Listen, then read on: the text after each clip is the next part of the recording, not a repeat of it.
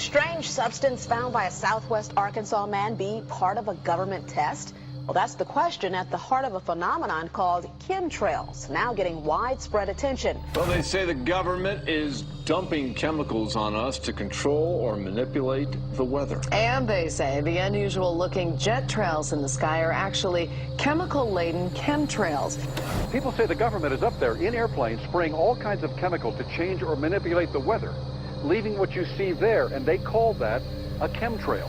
So when I look up there and I think are contrails, you're telling me are chemtrails? Yes, that a contrail would be dissipated by now. And it's interesting, Dale and Christina, this is of interest not just in this country, but European countries and frankly all over the world. A lot of folks interested in it. Well, Dave, you mentioned that climatologists and others who study the atmosphere believe that they'd be able to surely spot any kind of signs of an ominous plot.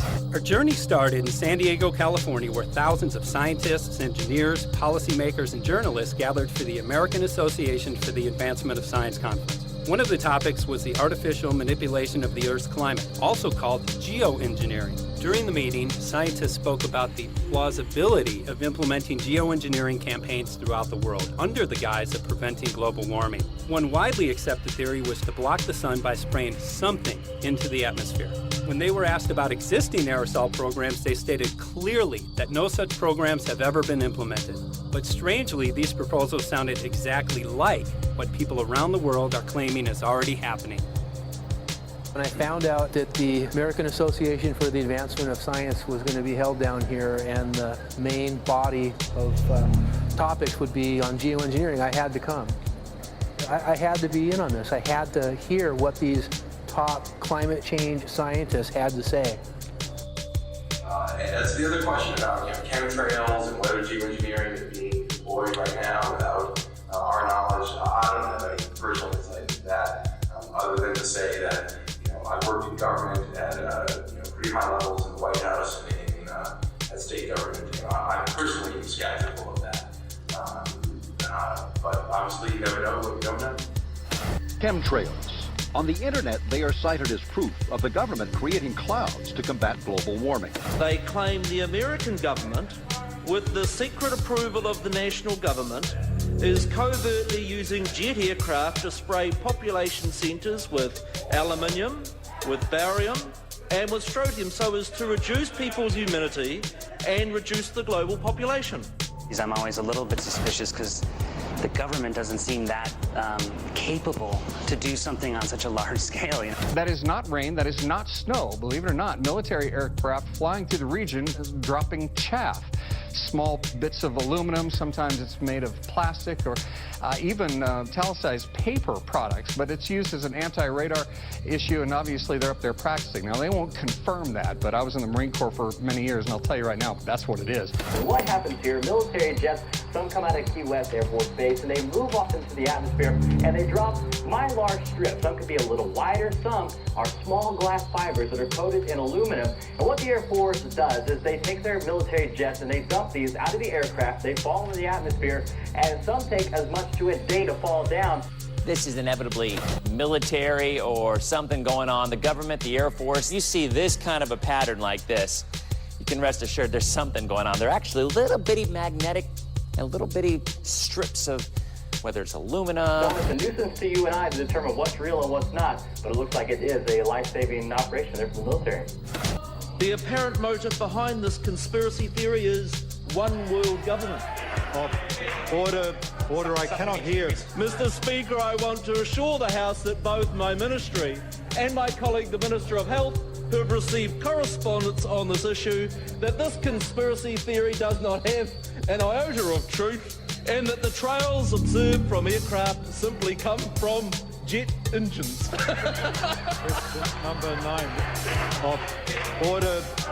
And I think what an appalling example it is of the new Foreign Affairs spokesperson for the Labour Party that she's spreading conspiracy theories about the United States government.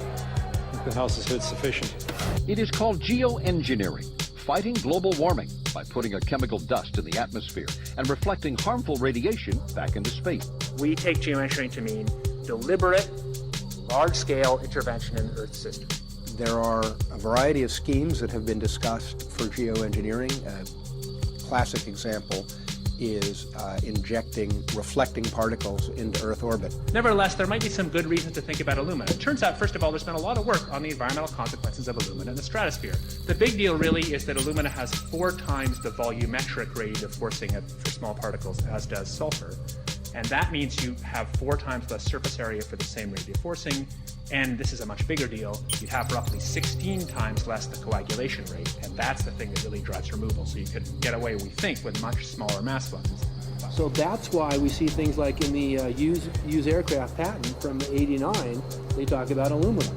And that's why we're seeing in the surface water samples aluminum. And here's David Keith saying that aluminum has 4 times the reflective volume surface area. So they'd like us to think that we're talking about sulfur, but here they slipped up and let it out that aluminum is 4 times better to achieving their ends, and it sounds like it's going to be one they don't want us to know the effects of. The little picture is from a nanofabrication study, which shows you can make very high quality, and do this in just a jet in a very simple way, make high quality alumina particles just by spraying aluminum vapor out, which oxidizes. So it's certainly in principle possible to do that. There's a big literature that's already looked at that. And you could do that by either building new versions of these aircraft or even re-engineering existing aircraft. So there's some ideas of that. So you go to an engineering firm and you want this done. They don't say this is hard or unusual. They say, okay, yes, we could do it. Aerosol geoengineering looks like it is so cheap that the cost is basically not going to be an issue. That means that implementation decisions will be risk-to-risk decisions. The risk of doing it against the risk of not doing it. And it makes the problem of how we govern it fundamentally harder and different and novel. So I've told you that it's cheap to deliver materials to the stratosphere, and I'm convinced that's true. I don't think that will change. But I think the more we do research, the less easy this will look, the more complicated the environmental effects will look. And that's a good thing, because right now it looks too easy. So I think that if we do more research, we're likely to find out that it's harder and more complicated than we thought, and that the side effects are harder to manage. And that's a healthy outcome that will make it easier to do the management. Of course, the opposite reaction is possible. It's an empirical question, how people will actually react to knowledge about this. Another reaction is to say, if these crazy scientists are so concerned about putting CO2 in the atmosphere, they want to think about these things, then that might actually mean we should be more serious about the risks of CO2 in the atmosphere. And by the way, it's not really a moral hazard, it's more like free riding on our grandkids. And by the way, it's not really a moral hazard, it's more like free riding on our grandkids. Numerous air quality studies, including from CARB, California Air Quality Resource Board, have named submicron-sized particulates as being particularly harmful for human respiration. Through all the discussions today, I have not heard any mention of this fallout, and has this been studied, and also the effects of a highly reactive metal like aluminum on toxifying soils and waters?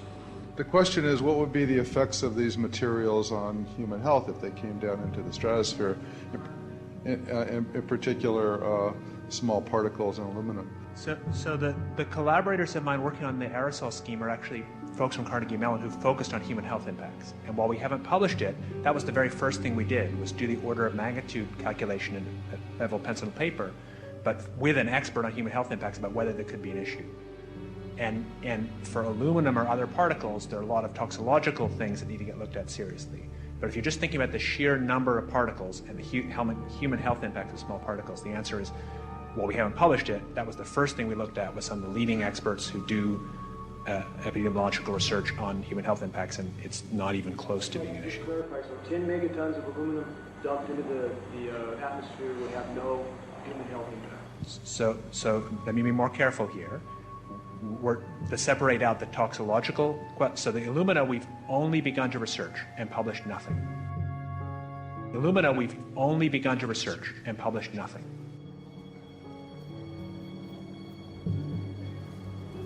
Dane looked at him and he said, so you're telling me that spraying 10 to 20 megatons of aluminum, as you said, would have no human health effects? He took a deep breath and he swallowed and he said, let me be more careful here. We haven't done anything serious on alumina, and so there could be something terrible that we'll find tomorrow we haven't looked at. And that, for me, that was the whole main point of what is going to be coming out to the public. It's the damaging effects of aluminum that are being found around the world in massive amounts. Here's David Keith confronted on this very issue, and he looked, you know, at that point like they just let the cat out of the bag. we haven't done anything serious on Illumina, and so there could be something terrible that we'll find tomorrow. We haven't looked at it. They're proceeding because they have an agenda that's separate from trying to thwart this crisis of global warming.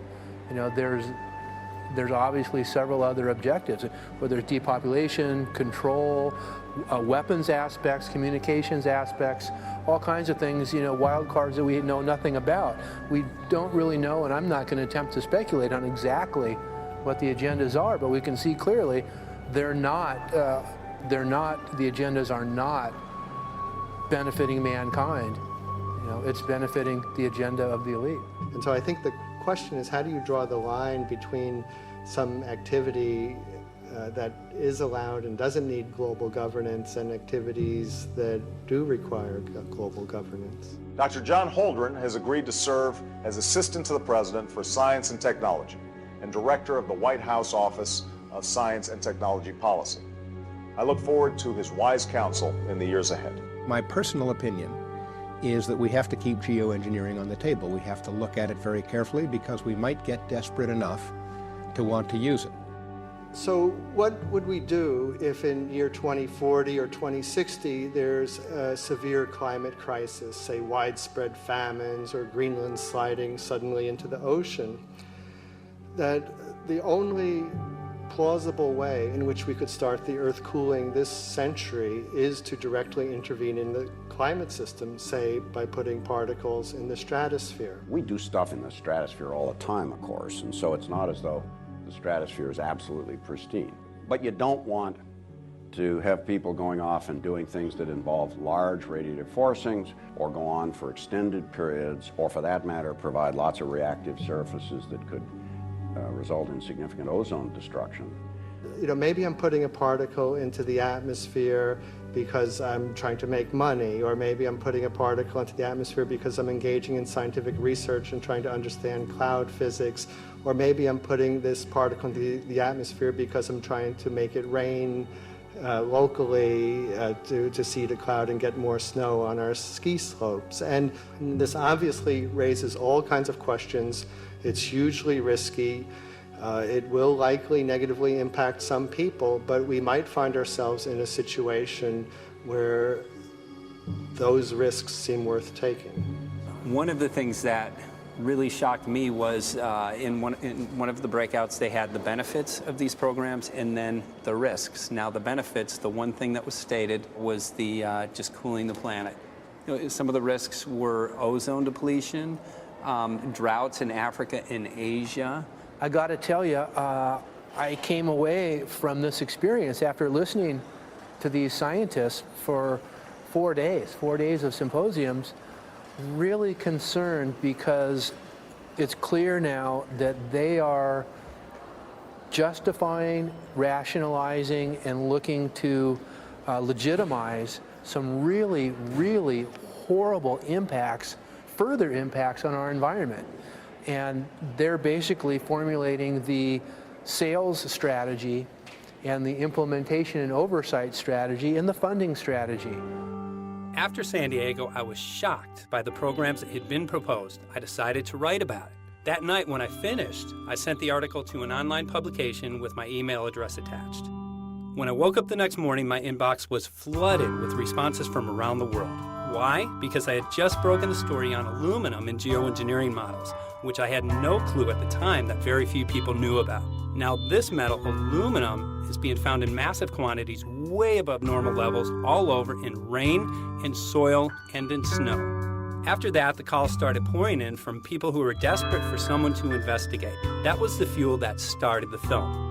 Before we started filming, we had the opportunity to sit down with one of our favorite authors and documentarians, G. Edward Griffin, to find out what he knew about the subject. I'd like to talk for a minute about an issue that's getting more and more attention. That's the issue which scientifically is called stratospheric aerosol geoengineering, also called the chemtrail issue. I'm very aware of the chemtrail versus contrail controversy. As far as I'm concerned, it's an open and shut case. I have been watching the development of jet travel from its very beginning. I used to live near the Los Angeles airport. Remember when the first jets came in and landed, man, they made a big noise. We never heard a noise like that before. And we used to go down and sit at the end of the runway and watch these jets come in and take off because it was a novel experience.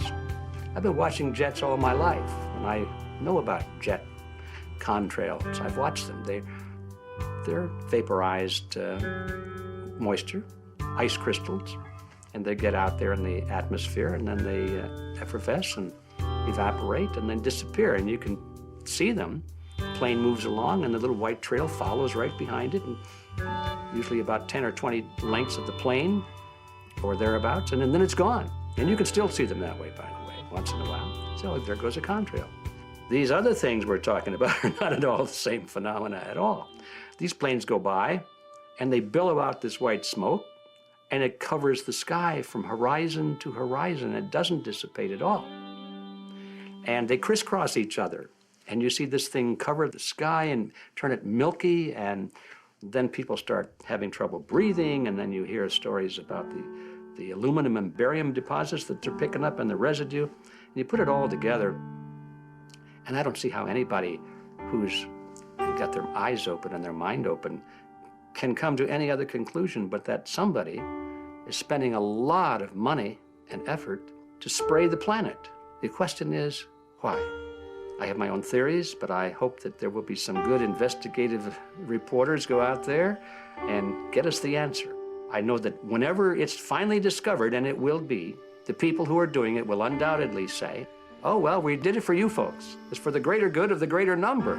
It's for the society. It's probably to prevent global warming, or maybe it's to inoculate people against some kind of a dreaded biological attack. We can't go around shooting everybody in the arm, but we can spray them and save their lives. You see how good we are? We're doing it for the benefit of society. I know they're going to, whatever it is, they're going to say it was for your good, or mine. Think if we had the ability to steer hurricanes, and the hurricane was going to slam into New Orleans.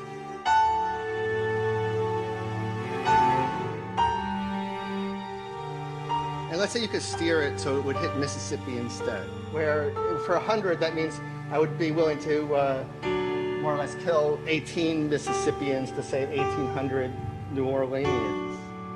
And if you do that knowingly, are you murdering those 100 people? And there's all kinds of equity issues there.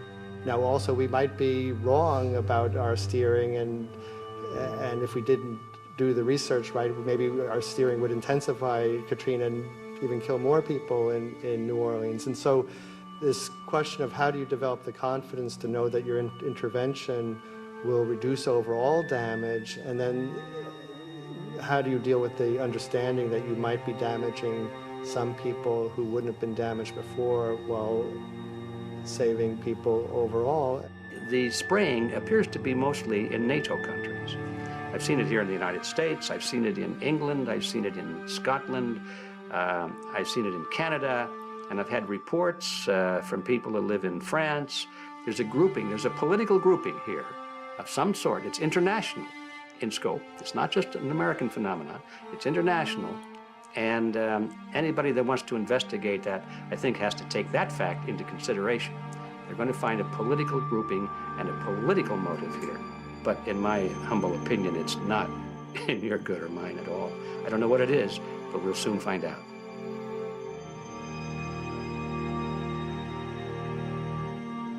I'm sure that if you follow the old advice, which is follow the money, you'll come to the answer sooner or later.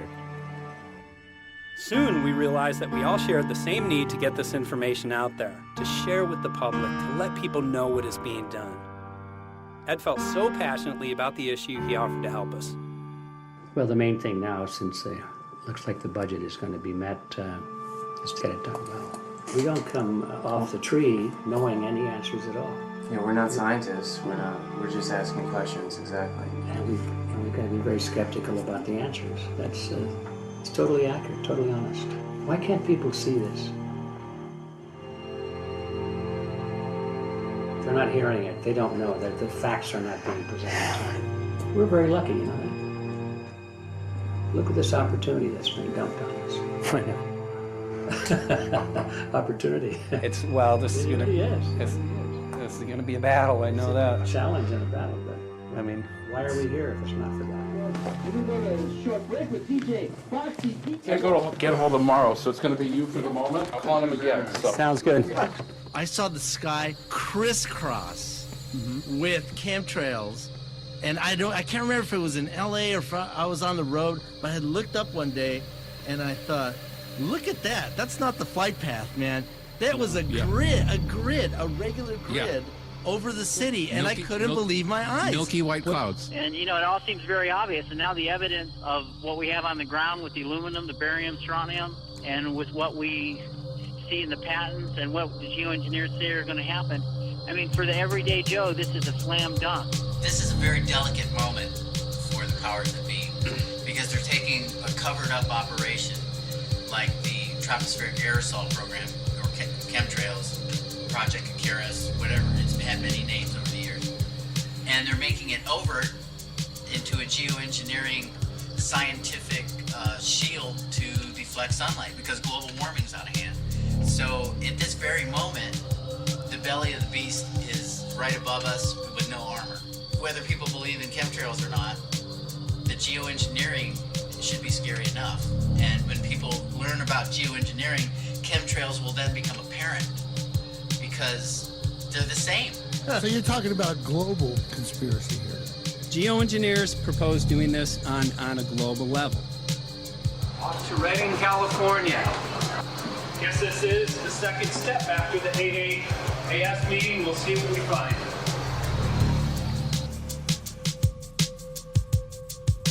Right here in Northern California at Dana Wigginton's house. He owns over 2,000 acres overlooking Lake Shasta. He told me about some of the challenges that they're having up here. Let's go and talk to Dane. We'll see, you know, what's going on his property. We'll see what he's going through and also what action he's taking based on the test results that he has.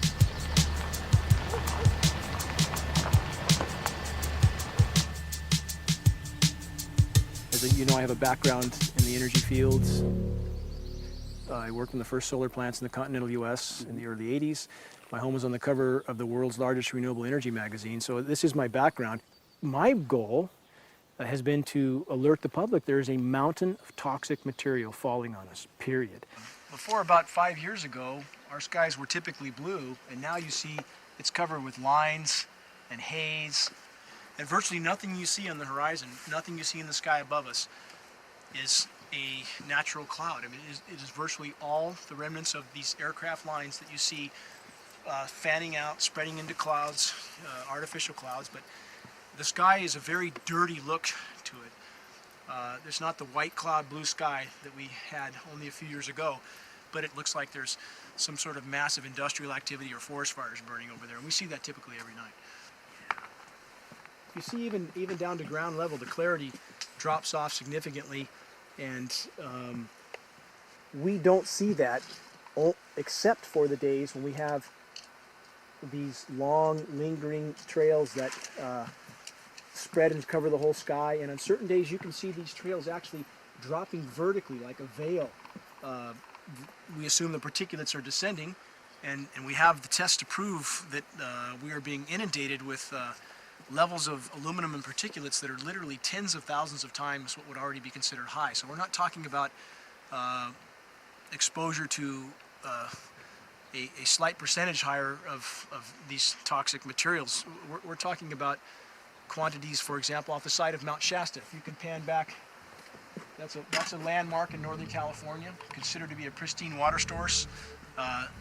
Aluminum or snow sample off the side of Mount Shasta tested 61,000 parts per billion. This is just ordinary snow water, and people are drinking this stuff when they're hiking on the mountain. And remember, government action is required at 1,000. This is 61 times over the government limit, and our hikers are drinking this poisonous water on Mount Shasta Mountain itself. Barium, 83. Strontium, 383. So this summer, the people climbing are drinking poison. Basically.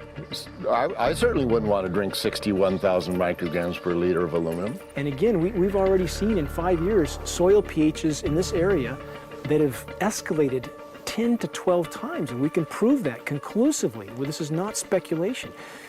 We can prove conclusively that these metals have been in the rain. We have duplicate samples. Bachelor of Science in Forestry, International School of Forestry at Missoula. Master's in Zoology, specialized in aquatics. 35 years with the U.S. Forest Service as a wildlife biologist. And before that, several years with the USDA Soil Conservation Service as a soil conservationist. Also have run the botany programs, range and grazing programs.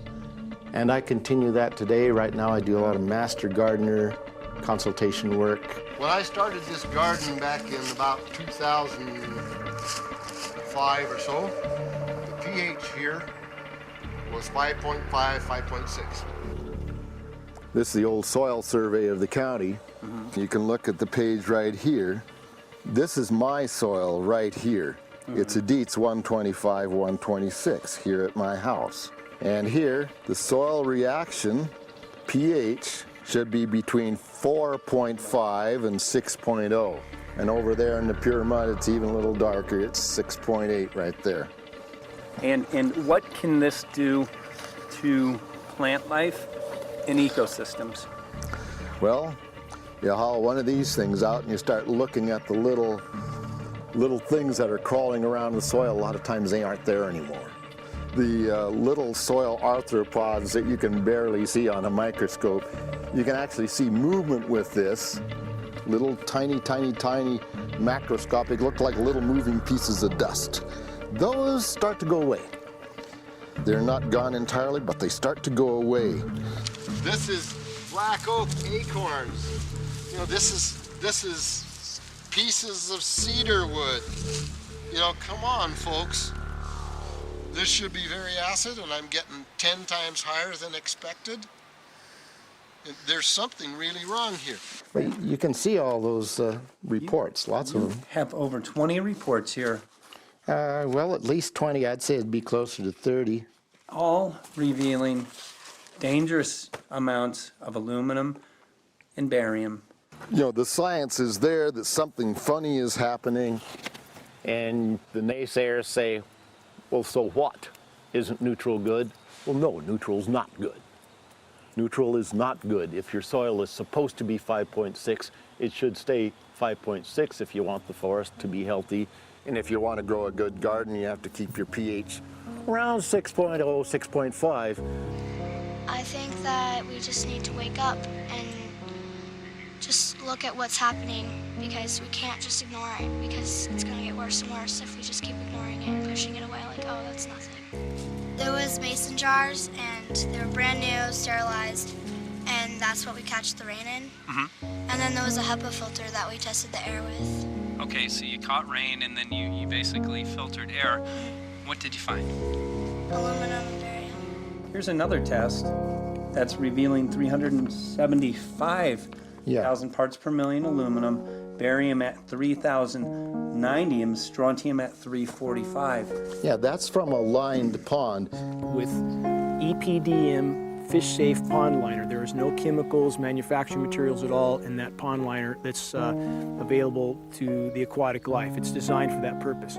The well that feeds this pond has been tested and retested. ND, no detectable aluminum, 0. The only other place this pond can receive water is rainfall. We are located on a filtered, forested hilltop, miles and miles and miles away from any industry, highway, and so forth. After several heavy spray days, there was a film that we received formed on the surface of the water, and we tested that crust, and it was aluminum and barium. That after a year and a half's accumulation had 375,000 parts per billion of aluminum in it. It's literally toxic. We can say conclusively that what we see in the sky matches expressly what's outlined in numerous patents, and the materials on the ground match those patents. This material was not there 5 years ago. It is a recent phenomena in the quantities it's in. It has escalated in some cases 50,000% in 5 years in the case of aluminum. From our original baseline reading of 7 parts per billion, which was already high, it has escalated up to 50,000% in 5 years. And we've seen profound changes in that time. Dr. Leonard Time, PhD in chemistry, I cross-checked with him. And he says the oxides of aluminum, barium, and strontium will drive your pH into the coastal, from an acid soil like this up into the neutral. There's no question about it. And that's exactly? That's exactly what you see happen. Wow. I have a doctorate in inorganic chemistry from Oregon State University, in which I was working with different metals and oxidation states, and then did a postdoctorate work at Brandeis, where I was working stabilizing off oxidation states of different metals. The goal is to sort of figure out how everything fits in the dynamic equilibrium of life. I was working with Francis up in Mount Shasta, and he showed me some rainwater analyses that had to do with levels of aluminum, strontium, and barium in the atmosphere. So I feel the major toxin in these chemtrails is the aluminum. And from the levels we were looking in at Mount Shasta, this is totally, totally unacceptable. When you get to metals and biological systems, you're no longer talking about the bulk aluminum that people think about when they're drinking from soda pop cans and that. So once it gets to the aluminum oxide stage, it just forms a plaque within your arteries and shuts down life. When you take elements that normally aren't out in the environment and you start putting them in the environment, it raises some serious red flags. Aluminum is a very specific, nasty and biological systems. It takes that site and it never lets go, and it shuts down the site, and that's it. And so as you accumulate aluminum over time, it causes major neurological damage because it ends up as aluminum oxide that's essentially stuck in place and can't be flushed out by normal systems. At the core of everyone's condition, there's always some level of toxins.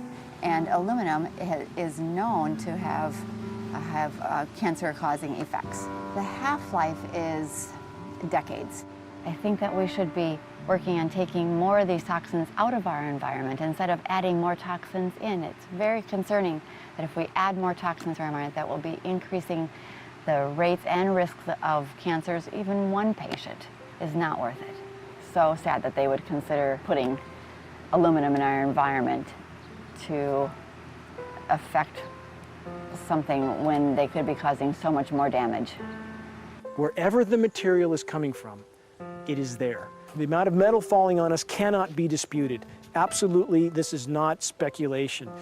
The amount of metal in the last 4 years, as I said, have increased to a degree of thousands of times, and California Air Quality Resources Board has studied the aerosols from China.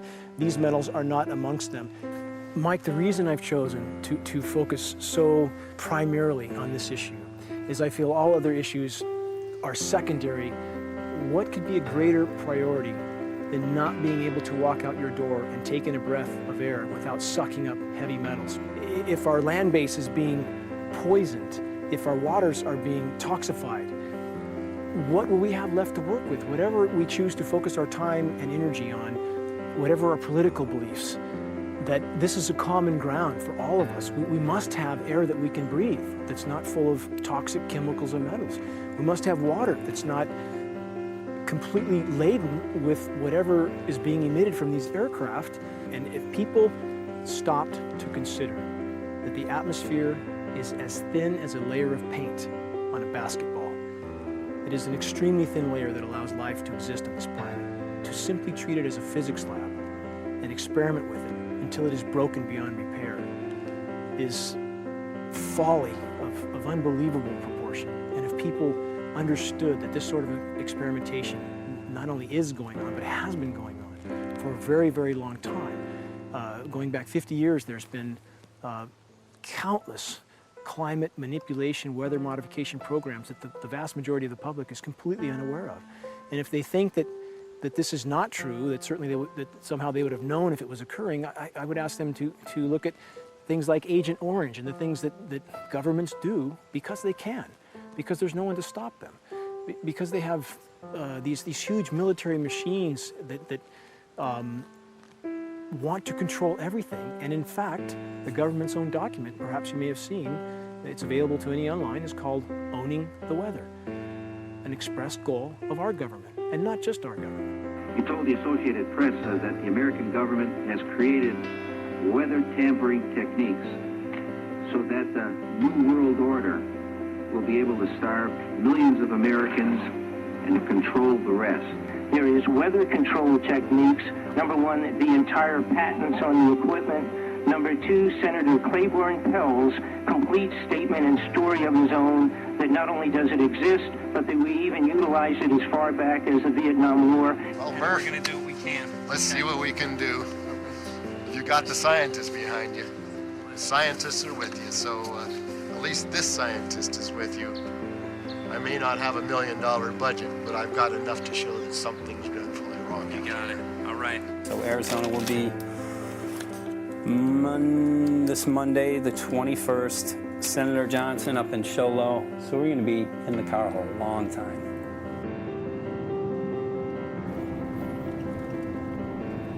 Well, it is such a pleasure. This is such a place back here, I'm telling you, Michael. But you know what?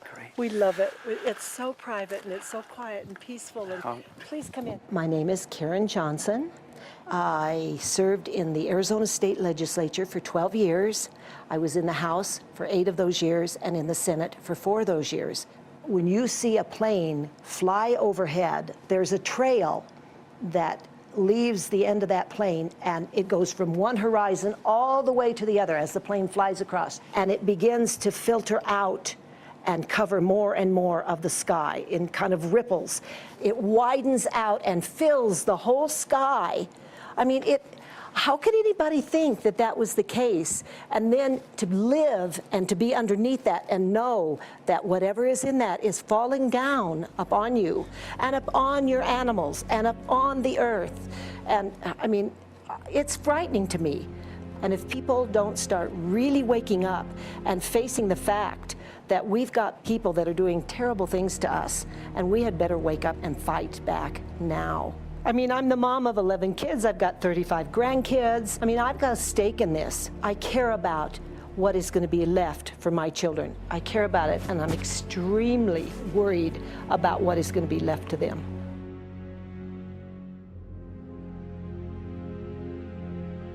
Aluminum is toxic, and we know that it's accumulative. And we know that we're getting more. So we're absorbing it in the air, we're drinking it in our water, so we are accumulating more. So the thought of more aluminum being dispersed in our environment in the way that you mentioned is very frightening to us and very disturbing to us. Those of us who have done any research on this are really quite concerned that we are ill-informed about this issue, and mostly that it's being done. Aluminum is toxic. We know that it is. We can debate as to the amount of toxicity that is going to be disturbing the body, but as far as really accepting the fact that it's accumulative, it's synergistic, then we have to conclude that it's not a good idea to put it in our atmosphere, especially when we know we're getting increased amounts, and especially since we know that the scientific communities around the world are pointing a finger at the heavy metal toxicities, at the toxicities that we're absorbing in the day-to-day food that we eat and the air that we breathe. The concern is off the charts about why is this happening? Why is this being allowed to be sprayed continually all over the United States, all over the world? Who is paying for this? I mean, the incidence of Alzheimer's has just skyrocketed, which evidently has to do with an accumulation of aluminum in the brain cells. I mean, I think almost every family has been touched by a member as they get older having Alzheimer's. And it's a horrible disease.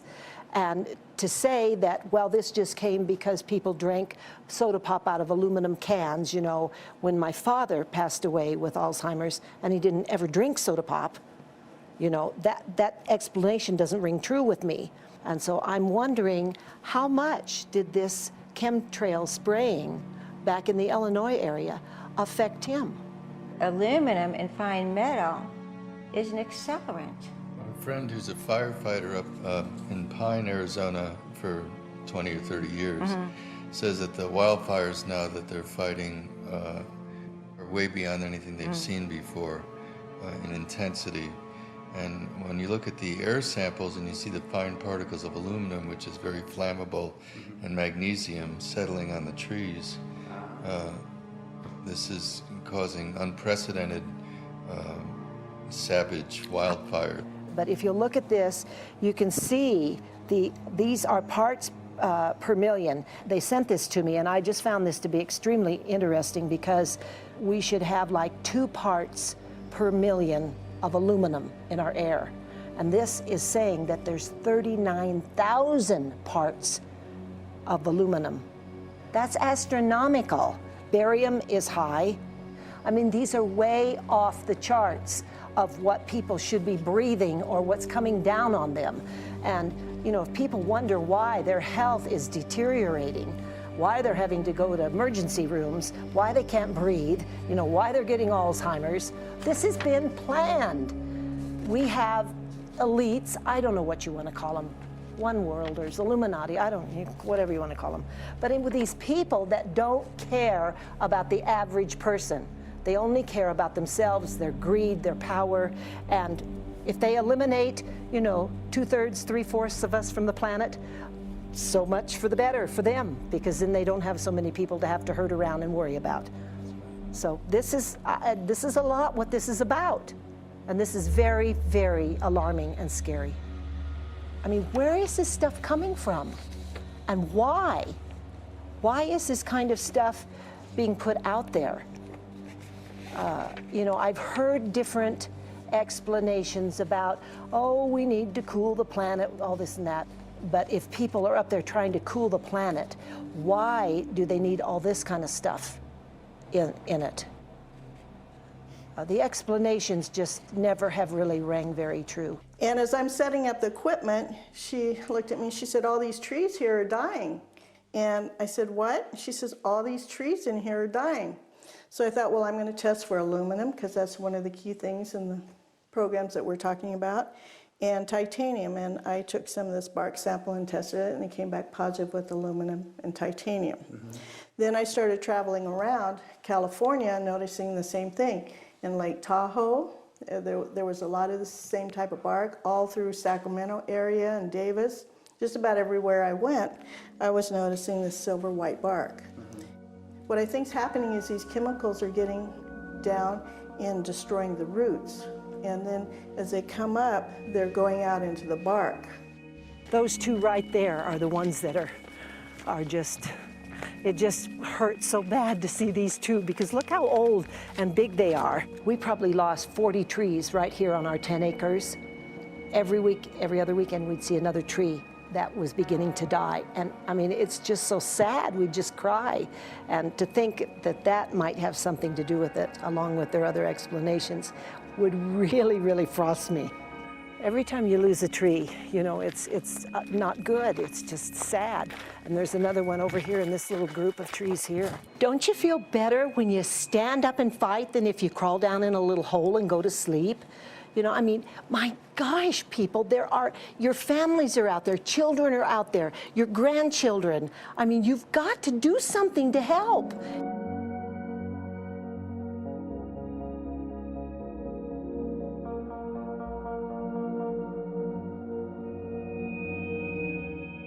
My greatest hope is to get people to question. And hey, if they don't wake up while we're there, I'm hoping to plant some seeds. We're going to the most beautiful place on the planet, Hawaii, to see what's going on, collect some data.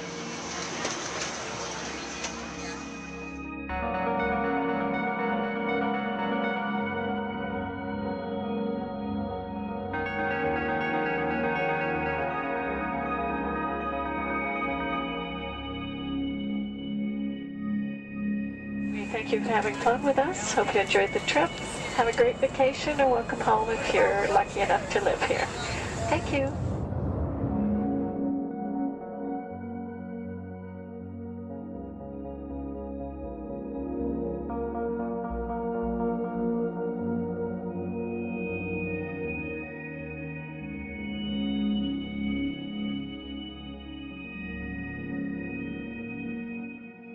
The whole valley's off the grid, so it's either solar, wind, or generators.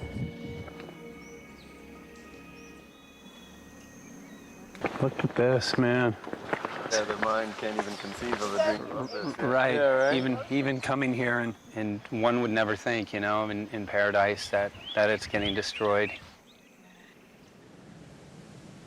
And they're doing it island style. They do it off the island, right? They do it off the island, so they don't, you know, you don't see the chemtrail airplane. The theory is that they're spraying the ocean, offshore, and it's coming in on the... And it's coming in. Now these are coming from the west. They're also spraying on both sides today. A lot of this stuff is actually chemtrails coming this direction. There's material that's blocking. We should be able to see to the horizon, you know, where the Earth curves, because we're high enough and we have the ocean, right? So we should be able to see. We should be able to see the Big Island. It's only 30 miles away. And you can see it's not a blue sky behind it. That's the key. It's all, you know, has that kind of weird looking blue, like silver blue, I call it. And this is a nice day. You know, there's no more blue sky. The night, we're gonna look at the stars at night, and it's like, you'll see, you can count them. There's so few stars at night now. There should be hundreds of thousands of stars, and I can count the stars. There's like one here, and one planet here. It's like, you might see, some nights you'll see 100, some nights you'll see 10. This is what concerns me, this kind of stuff right here. It's just soft. Okay. This just comes right off, this bark. That's not natural. For I've seen hundreds of thousands of coconuts, and I've never seen it falling apart like that. Look at this, you guys. I've never seen anything like this. I used to trim trees all the time on the Big Island. I've never seen anything like that. That's why I'm concerned. Not an easy task that you have here on the island. I could see the skepticism because it is so far beyond anybody's reality. It's amazing. It's just amazing to try to look through somebody else's eyes. Like my eyes, I can see this so it's like night and day, and other people it's just the illusion is just so deep. What do you think would happen if everybody awakened to what was going on and what the plans were of geoengineers? I think they'd have a revolution in Hawaii. If people really understood what was going on. What's your concern for, I know that you love the land here. What's your concern about the chemtrails? Well, that we won't be able to live here and grow our own food, and that our health is going to be compromised. You think it already has been? Yes. And the thing is that they're doing it every day here, every day. So it's hammering, micro doses every day. And then, of course, it's getting in the environment, and of course, it's weakening the plants. And it takes a couple years for this to actually weaken the plant. So we are asking for GMO taro. We're asking for GMO papaya because we can't grow our natural seeds. We can't be sustainable. We can't truly, be here as God created us to be. So my friend convinced me to do a hair analysis on my daughter. So we went ahead and cut close to her scalp and got some really recently grown hair and sent it in. I was just sure that my daughter's hair was going to be so clean with the lifestyle that we live. And lo and behold, it came back and her levels were really high in aluminum. This is the chart here. This is the reference range, and this is where my daughter is, 23.1. Aluminum. The skies are covered with a white mist, and I look up at night anymore and I don't see the deep, dense stars that I used to, and I can't help but think this obviously has something to do with my daughter's health. I don't know where else these heavy metals are coming from. Yeah, I mean, look how old she is. Yeah. She's been isolated here. Here, and she's... Here. Anybody looking at the situation would be like, this is paradise. This child should be like superhuman. Organic farm. And here you are getting all this heavy metal stuff. She has highest level aluminum on the chart. Never had a vaccine either. Folks, these people are playing God. They are playing God. They're manipulating the weather, and they're spraying stuff into the sky. They are trying to geoengineer everything, including your plants and trees and your ocean. Well, tonight, we're just hoping that instead of not looking at it, you start looking into it, because I really believe from the bottom of my heart that we are in a real crisis. I really do. They are proposing dumping 10 to 20 million tons of aluminum into the upper atmosphere. What does aluminum do? It changes the pH of soils, which is toxic to plant life. Also, it's very toxic to human health. Are they doing it? Well, let me tell you about my experience and what we found. We have much evidence that not only suggests, but I believe prove that they are happening.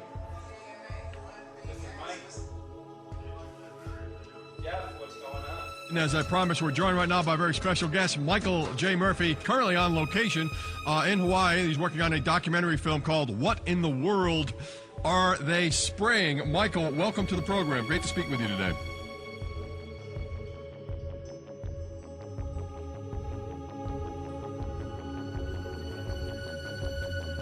I had a friend who recently, he's always looking at things from a different perspective. He's a bit of a conspiracy theorist, you know, and he says that whenever the president comes to LA, there's no spraying that week. Could you have a better place for an interview? I mean, look.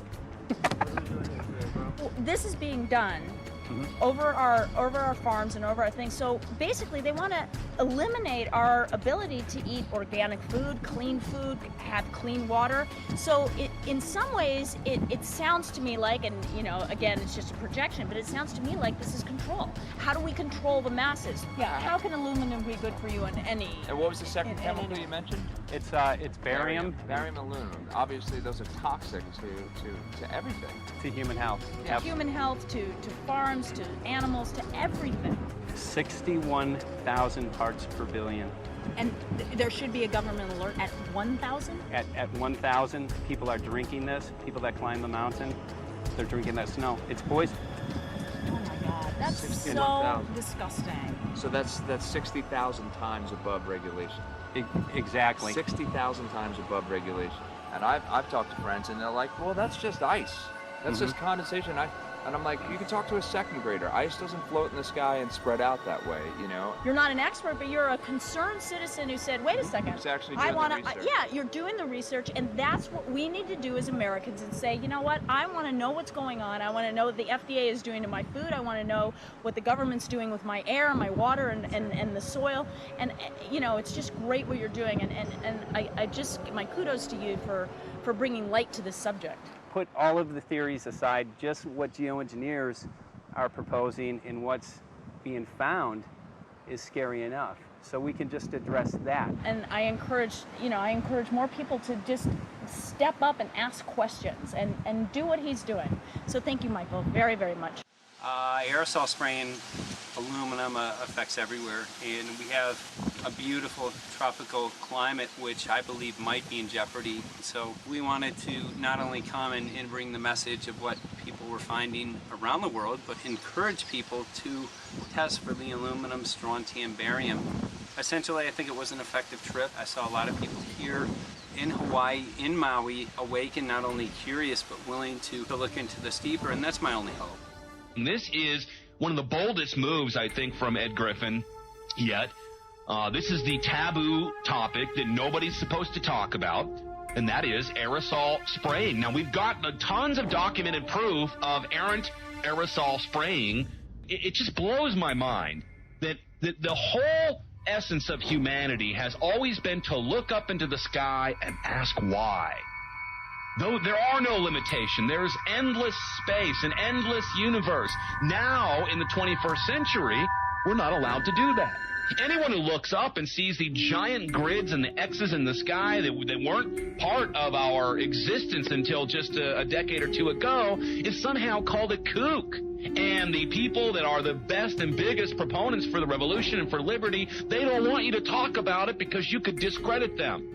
it seems to be an industry that's being built up to milk the taxpayers by undergoing some kind of a giant global spraying program to make all kinds of money on the project.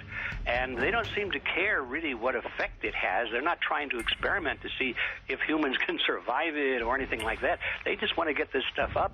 And then we discover, as we're going further down the line, that there are companies generating genetically modified organisms, seeds, modified seed crops they're being engineered to resist the aluminum in the soil. A lot of crops won't grow in that, and so now, after they've messed up the soil, all the farmers are going to have to go back and buy seeds that have been genetically engineered to resist the aluminum that have been put into the soil, and all of a sudden, mankind is completely dependent upon these companies like Monsanto and other giant agricultural firms. You can't even grow natural seeds anymore. And we're looking at that. It's a shocking thing. I hope we don't find that that's true, but all the arrows right now are pointing in that direction. We get into cost-benefit analysis here because there's also HARP could be involved in this, geoengineering, as you guys mentioned, which is documented heavily in Dennis Kucinich's bill, that is the Space Preservation Act, which, by the way, I don't think got through Congress. And then Kay Bailout, as we call her here, Kay Bailey Hutchinson, also put together some legislation in order to qualify geoengineering, which, again, is supposed to save us all from global warming. But it is cost-benefit analysis because they can benefit on so many different levels. Ed, that's how they do everything, isn't it? That's right. And, there's an old adage, if you just follow the dollar, follow the buck, you get to the source of the problem. And it looks to me like there's a tremendously profitable industry being built up right now around this concept of geoengineering or weather modification or reducing global warming and all of these other things that can be sold fairly easily to an unsuspecting public. They all say, oh, well, that's good. We don't want global warming, And so they put up with this, and they don't question, they don't criticize. But behind the scenes, you see a whole industry being built up, which is, as I say, tremendously profitable, and the money for all of that is coming from the taxpayers. And it's a scam is basically what it is. We're just focusing on the one area that is real easy to prove. There's no speculation in the area that we're going into. They definitely are doing this geoengineering. They definitely are talking about it. They're working up formulas for it. They're putting together strategies for it. They've got funding for it. Everything is in place. We don't even have to go into those other areas to make the case. Okay, let them believe that, but at least they must understand that there's no question that they're talking about it and planning to do it. And so shouldn't they be equally alarmed about what they're going to do if it can be shown that barium and aluminum and some of these other toxic metals are very destructive to the planet and destructive to human health? Isn't that enough? How many issues do we need to crank into this? And so, if you're going to kill the planet and kill the population, do we need any other reason to be alarmed? What in the world are they spraying? Thank God people are asking this question. That's all we want. We just want to be able to ask these questions. Our good friend G. Edward Griffin, all these years, Mike Murphy and Paul Wittenberg are doing this great effort with your help. This is a community effort to get people real information. What in the world are they spraying? Any final quick comments before we're out of time? And my only final thought is that we asked the question, what in the world are they spraying? And we now know what it is. And folks, you're not going to like it.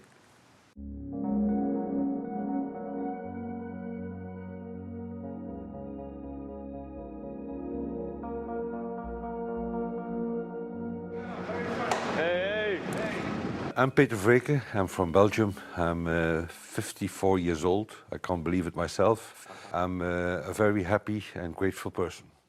We are doing the job the police or the Justice Department or the Environmental Department should have been doing. And it's really essential that it's going to be a grassroots revolution. I think so. Because it's on our side, because we are not fighting against, but for. Yes, we're fighting for. I was in the council for about 25 years and also a period as the mayor. So from that moment on, 10 years ago, everything started to change.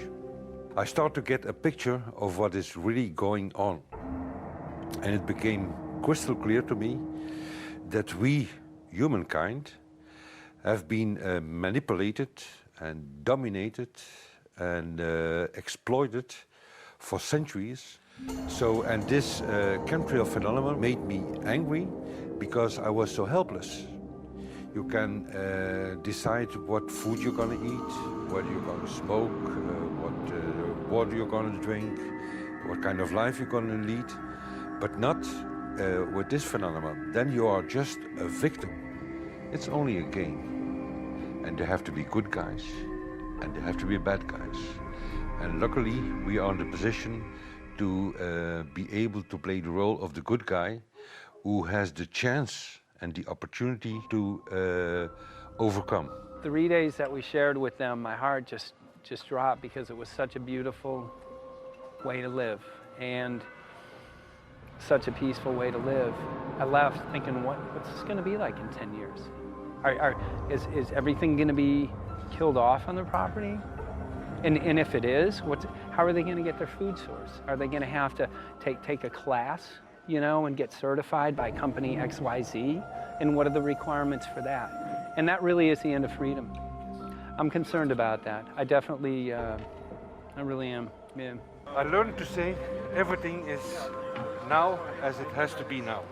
And everything is going to be okay. It's going to be all right. It's going to be okay. Yes. I have this deep feeling that in the end we will prevail because we have the right on our side. The cosmos is helping us. And I have this strong feeling that we are being supported by entities and by forces we can't even imagine.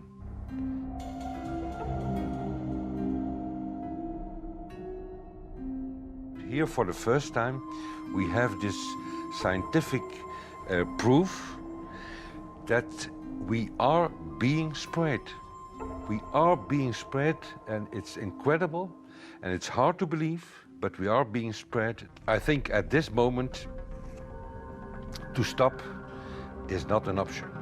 Once you know it and once you have a tool like this and an opportunity like this, that the issue of chemtrails or persistent jet contrails or whatever name you use for it, that this phenomenon is recognized as being real, publicly debated on. In the context of geoengineering, I think it's high noon to bring this to the public. This is what the sky is supposed to look like. These are old paintings. We forgot this, I'm afraid. In the years that I have been a medical research journalist, I have looked at many, many things, and I found the same three issues in whatever I'm looking at. And that is that we are being dumbed down, we are being made sicker, and we are being made infertile. Citizens gathered from around the world in Belgium for the first International Chemtrail Symposium. The event attracted leading professionals, politicians, and activists who discussed the health, environmental, and social implications of these programs. Today it's only going to be about facts, documents, figures, patents, licenses, everything that brings us to the truth. We have no other weapon against this vast complex than exposing and bringing their dark works in the light of the truth. We have the hope that by our efforts, more and more people will become aware of the fact that we are deceived by our leaders. So today, we, as a family, join forces with the people who publicly made known to the world that chemtrails are not a conspiracy theory, but a conspiracy fact. From the Technische Universiteit Delft in the Netherlands. Ladies and gentlemen, please welcome Koen Vermeeren.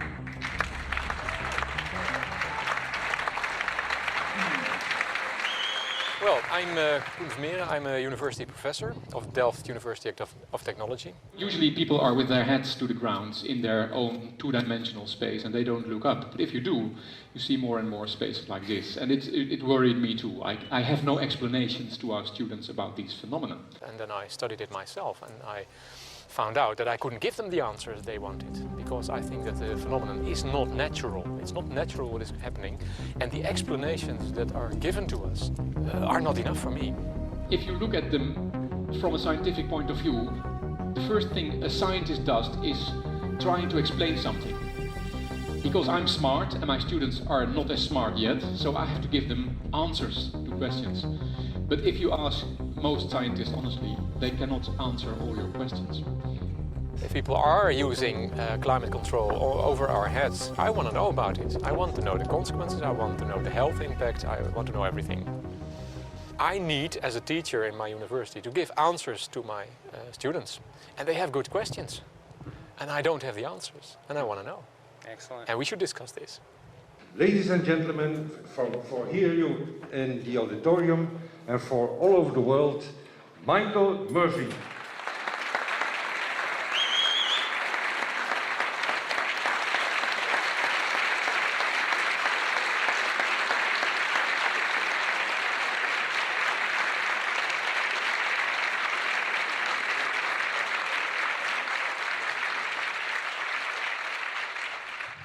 Well, thank you very much. It's definitely an honor to be here in Belgium. The people who are in power control everything. They control the markets, they control us. Now they're even controlling the weather. And they can use that for warfare applications. The one thing that they cannot control is what God had originally made, and that's natural organic seeds. This is called the Hegelian dialect. It's called problem, reaction, solution. The problem here is massive amounts of aluminum, things starting to die. The solution is company X that says, hey man, you're not getting yields on your crop. Everything's dying. But I got the solution, I got a seed that will grow in this environment. The only problem is now you have to start buying from me. We're a little concerned that maybe part of this agenda could be to kill off anything that's natural and organic and re-engineer it with aluminum-resistant GMO seeds. Many may know we just got back from a week of filming in Hawaii, and it was an incredible trip. A big concern for the people there is they're beginning to see softening of the coconut trees. But their concern is that these programs may again be part of a broader agenda to destroy anything that's natural and organic, so that the corporate redesigned GMO foods might be the only source of food for people. I didn't anticipate so many people, young and old, who are interested in this phenomenon and are concerned about it. And I especially liked the address that the young girl gave today. Only 17 and already making an address to the audience. That is, well, incredible. My name is Sofia Xenidis. I am 17 years old. It is quite scary to know that the air we breathe is not what it's supposed to be. That the food we eat and the water we drink contain traces of those substances which are sprayed out over all of us as though we were being poisoned like insects. The feeling that this is causing me are feelings of deep anger and rage. I don't want to be poisoned. I don't want to be infected with cancer. And I'm just so angry that this global poisoning can be going on such a massive scale, and not enough is being done to stop this crime. A clear answer to one question. Are we being sprayed? Have we been sprayed? And is it their intention to spray again and again? What are we going to do about it? How are we going to deal with it? How are we going to stop it? I know the answer. There is only one person who can stop it. And you know it. You are. You are the person, the one you have been waiting for. We are magnificent, beautiful, godlike, divine human beings. Ladies and gentlemen, sisters and brothers, in this auditorium and in the whole world, thank you so very much for being present with us. And for now, please enjoy this anthem.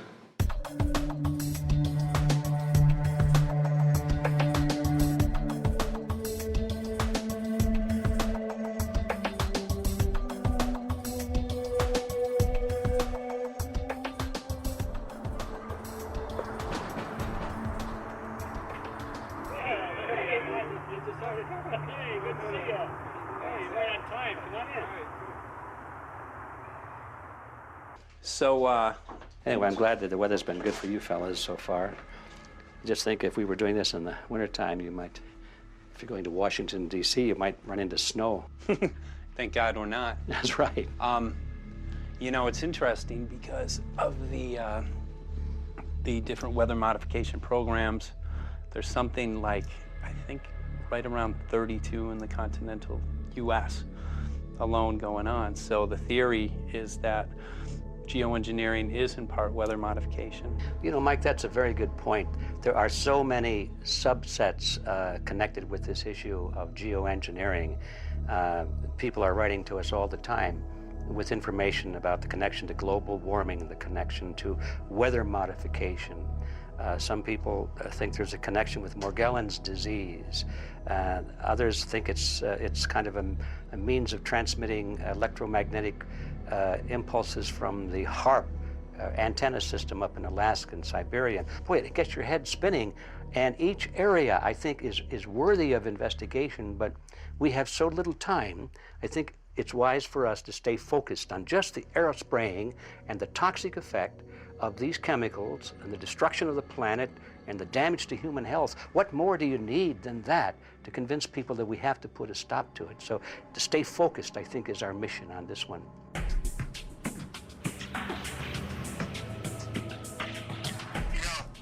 Jeremy, we had an idea. We know that you know the political system real well.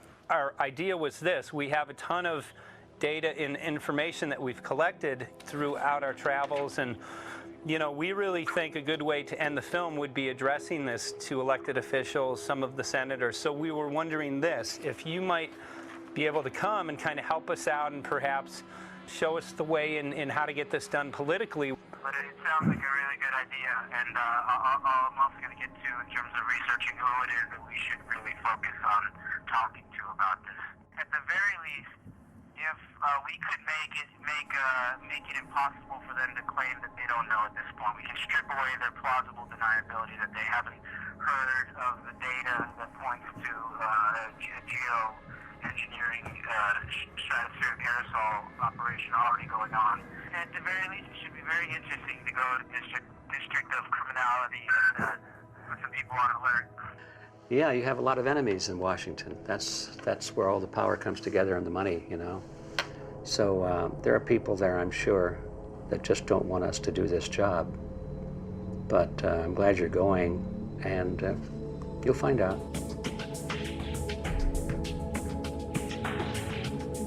We took the data to Washington, D.C. There we presented our elected officials with the following letter.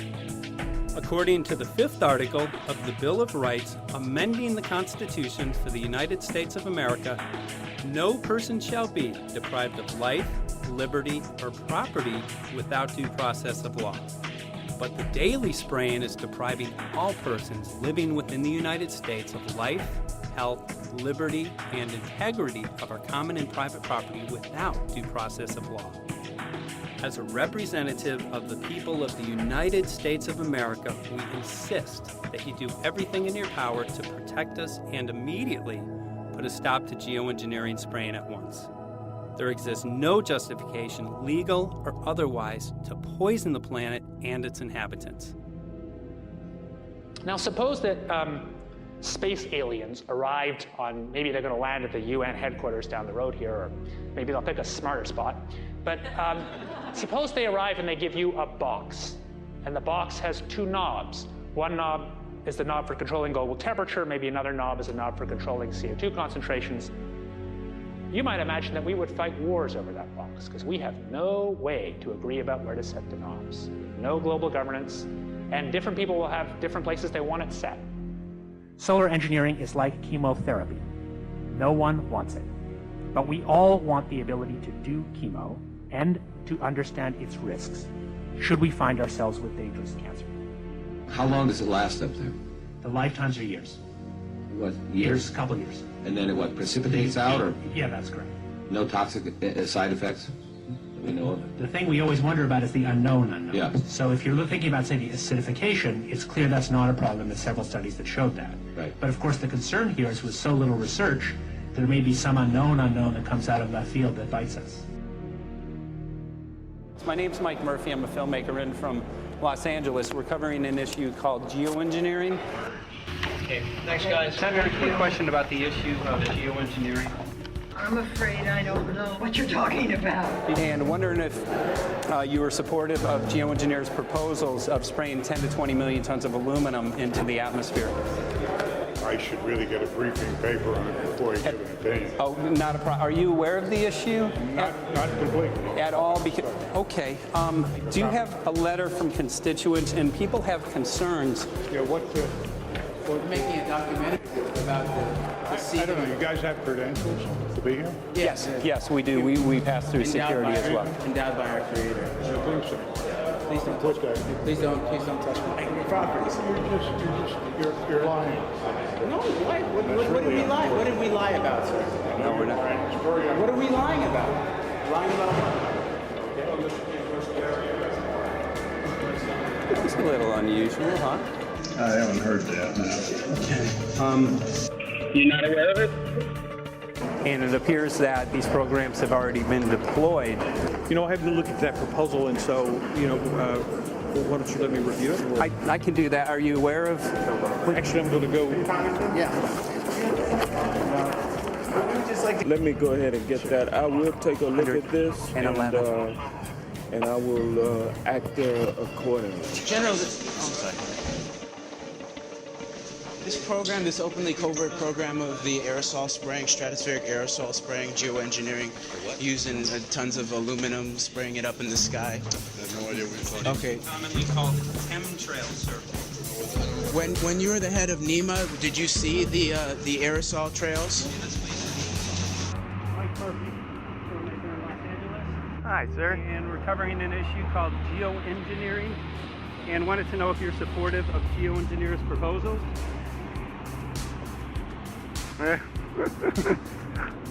Congressman?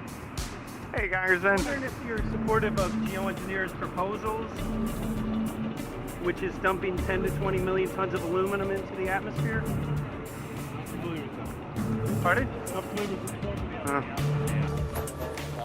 Okay. Can you take the question from my office? I'm not supportive. I haven't looked at it close, so I don't. Have you heard of the issue? Because it's becoming mainstream in public, and there are actually congressional committees which are being formed to talk about these programs. Mm-hmm. Yeah. Well, I think when we drop anything into the atmosphere, we should know prior to the effect of that, right? Yes. And if we don't have the knowledge as to what the effect will be, we shouldn't do it. I think there are 4 different options for thinking about deployment of geoengineering. The first one would be we just ban it. I would argue that one does not want to get too firm a restriction in place on small-scale studies early on because it'll tie the science hands. I think what the science community ought to be trying to do is say, you do small-scale stuff inside this space, and it's a scientific question what that space ought to be. There shouldn't be a lot of oversight and restriction. Congressman? Excuse me. Hi, I'm Mike Murphy from Los Angeles, covering an issue called geoengineering. These guys are running from the geoengineering issue. I wonder why. I'd have to talk to my staff. I don't know what your details on that are. Have anyone made you aware of the issue, or? Sir? Congressman, your committee talked about geoengineering last November. Are you in support of those proposals? I'd love to give you a paper. Geoengineering? You know nothing about the geoengineering issue? this? Never heard of it. They call it geoengineering, but... yeah, I never heard of it.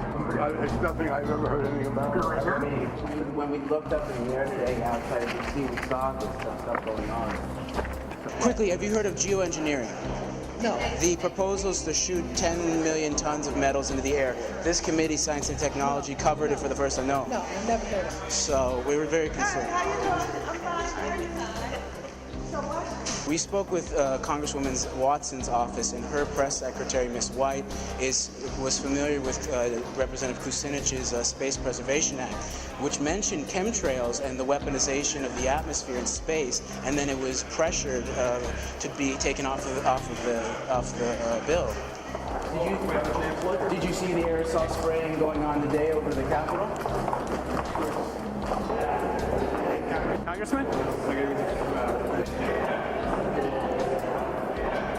Geoengineering carries with it a tremendous range of uncertainties, ethical and political concerns, and the potential for catastrophic environmental side effects.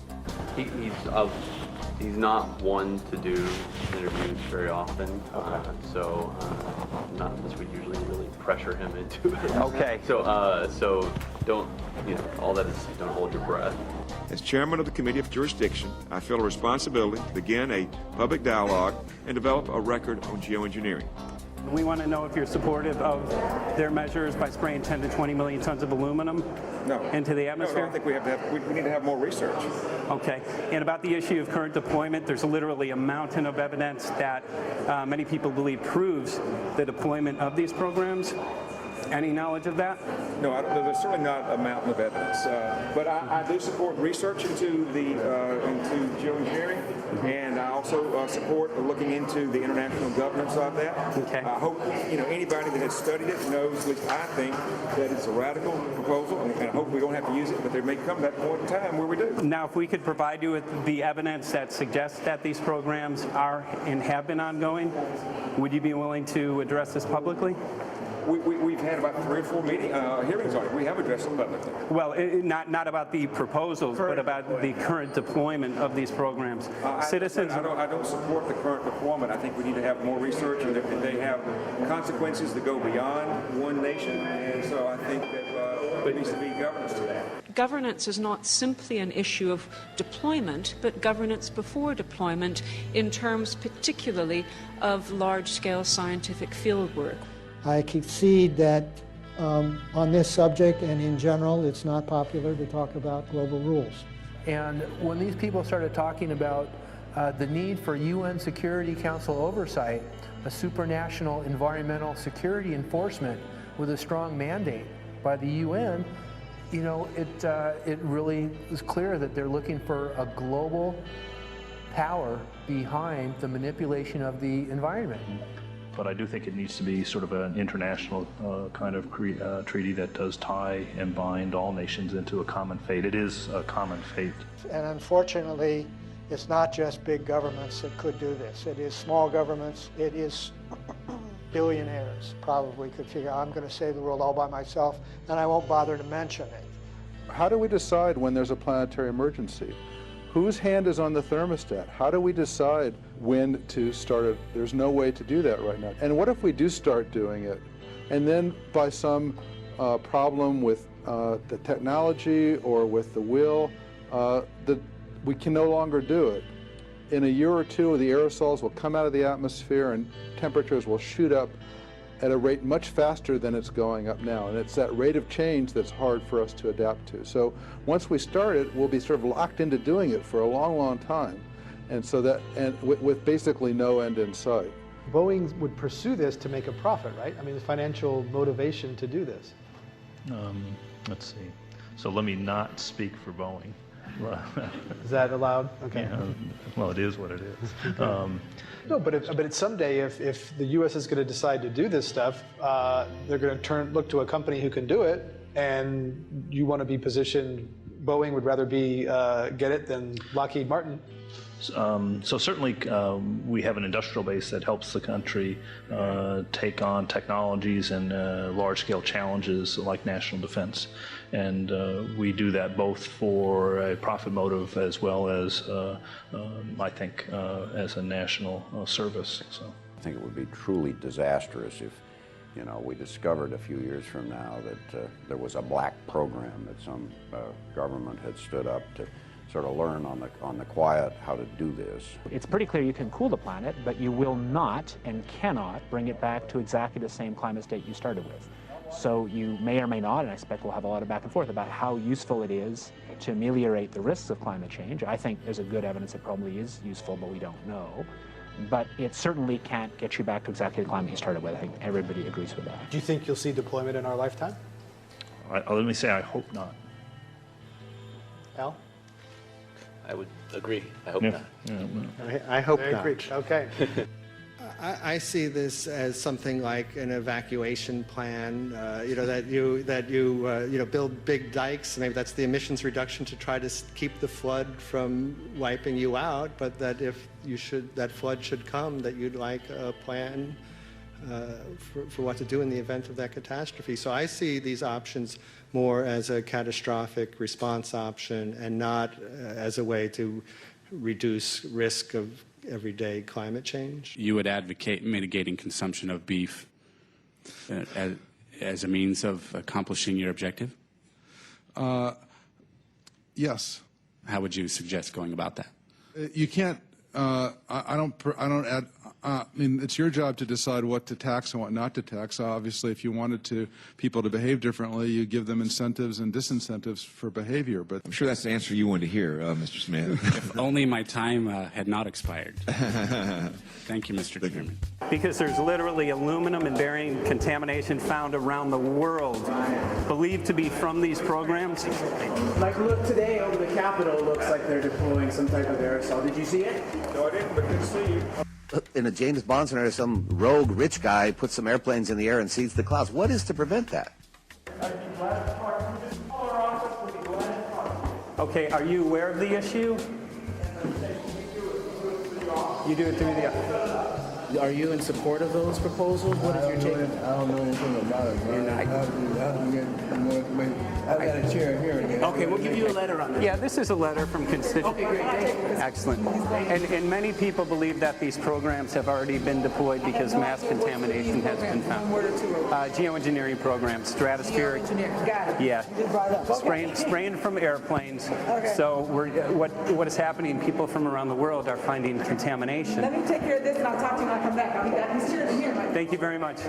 We see that even though we might make the average temperature of the planet about right, the rainfall patterns change some from today. And some places become warmer and some places become cooler. So there are going to be winners and losers in this geoengineering activity if we were to do it. But nevertheless, as David has said, there are reasons why we might consider doing it. Many people are deeply concerned about it because of the toxicity of aluminum, and it has been addressed to Congress in various committees. Would you take a look at a letter from some of your constituents addressing the concerns? Excuse me if I go. Okay. Can I give you a letter from constituents? Are you aware of their proposals of dumping? Gotcha. Thanks. Well, I'm not familiar with it, so I don't know what they're doing. Okay. Well, geoengineers are proposing just that, dumping aluminum and barium into the atmosphere. Why would they do that? Aluminum's a precious metal we can use. Well, the stated goal is to actually cool the planet. However, there's a... Sounds strange. Right, exactly. So they're proposing dumping these metals into the air to block the sun, essentially. We're here just to find out what members of Congress are I hope aware. we'd have a strong hearing on that before we decide to do I would hope so. And there's plenty of evidence that not only suggests that these programs have been deployed, because we're finding contamination of aluminum and barium on the rain, snow, and soil. Okay, thank you. Thank you. LA County has seen a 200% increase of Alzheimer's over the last decade. Tons of ground and water samples showing high levels of aluminum all around our state. Why don't you give me all the information you have?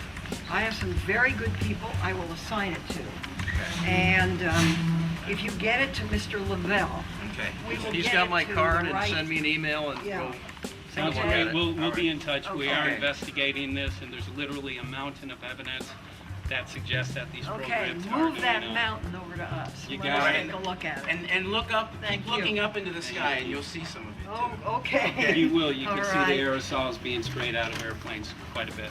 Okay. So thank you. Yeah, the future of humanity is definitely dependent on it. So we're counting on people like yourself to take some proactive steps. So thank you very much, guys. You're very welcome. Appreciate Thank it. you. Thank you. Right.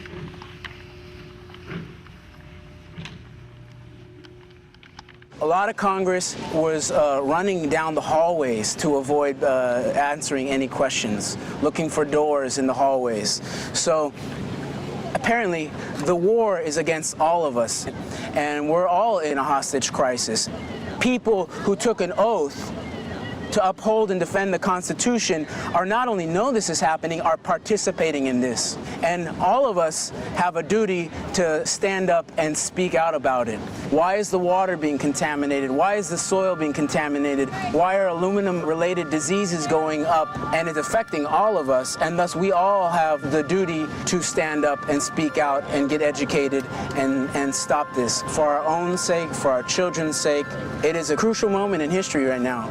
As human beings, we need to decide whether to live on our knees while being sprayed and poisoned every day, while being under a continual threat, or whether we are going to stand up and live as free human beings and seek truth, justice, peace, and freedom for all of God's children.